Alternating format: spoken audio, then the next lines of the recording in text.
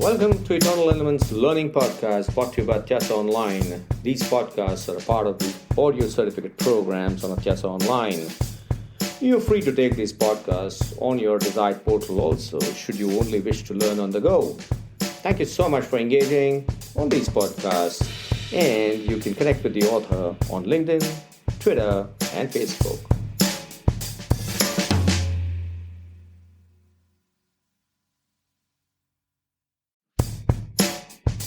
Hi, this is Niket Karajagi. Welcome to Eternal Elements, brought to you by Atyasa Online. We're in season 8 and we're talking about international business. After we study the political environment, it's also important to study the economic environment of a country because political environment and economic environment are quite interlinked. Political leadership decides what should be the economic policy of a country, and the study of the economic environment helps managers to make better investment decisions. Therefore, international business requires that managers study the economic environment of the country in which they want to expand or set up their businesses. Why is economic analysis so important? Because we're operating in the resource constraints always. And because there is a resource constraint, which is fundamental of economics, that's why we must avoid making investments in countries where the economic environment is not conducive to the growth.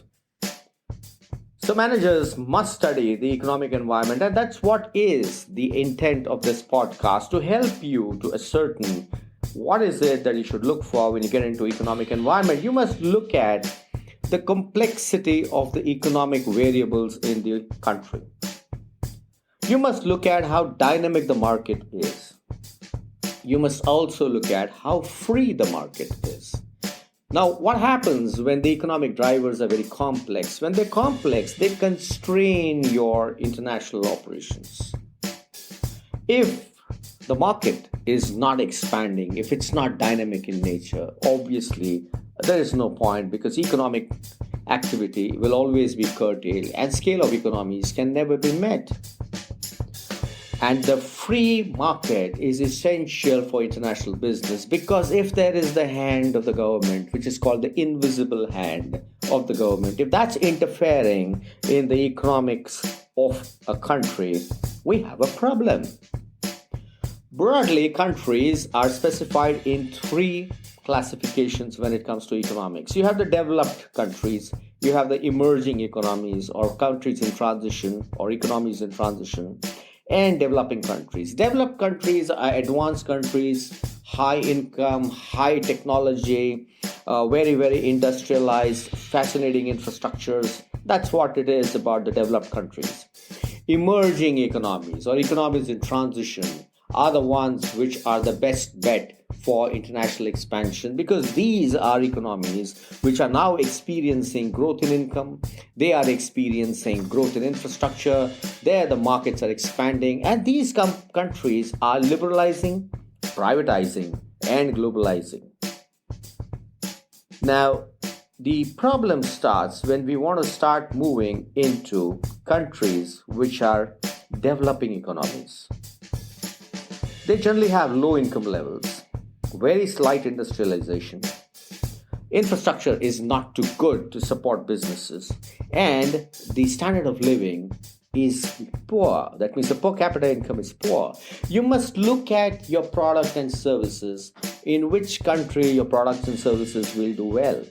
And when you determine which is it where you will do well, which is the country where you will do well, please go ahead and study the economic drivers of that particular country, and then decide before you enter the country whether it is worthwhile, whether the economic trends are looking pretty good. And GDP is one of the areas that mostly business people look at. But GDP can be deceptive. A high GDP growth rate may happen if the economy is just about moving into transition. Therefore, be very careful when you're analyzing GDP. Don't only look at the percentage trend.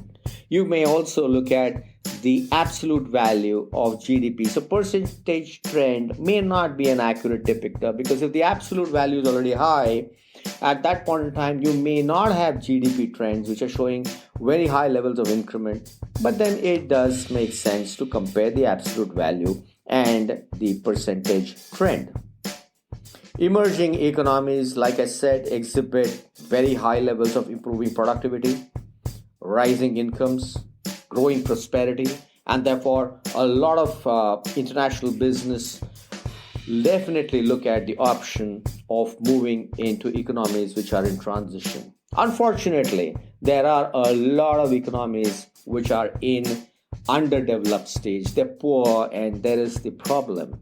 Economic freedom is an essential aspect of doing business. You must study whether the government is giving you complete freedom in terms of right to work, to produce, to consume, to save, and to invest.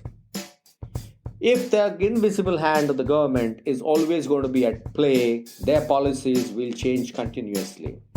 Nationalistic approach always interferes when calamities set in. You have to be very watchful about the ideology of the government, and that's why the political ideology and the economic factors are quite dependent with each other.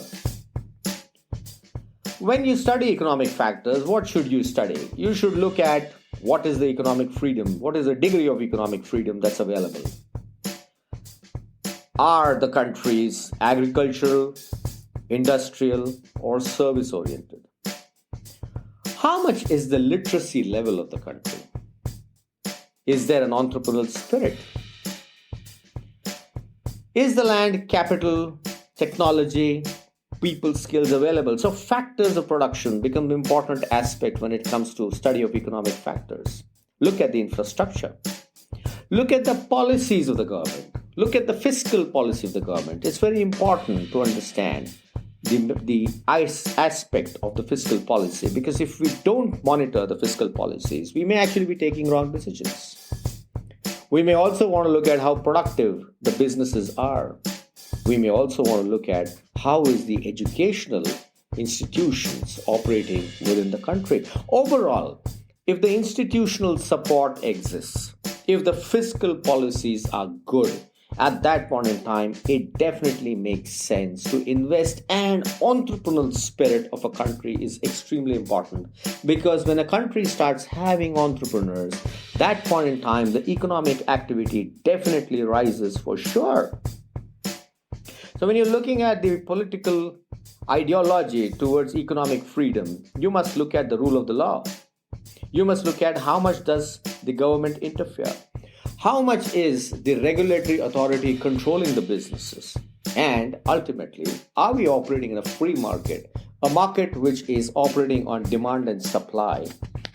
We must also look at the fiscal aspect of liquidity available, because when money is available, it makes sense to set up capacities, because then investment of capacities do happen.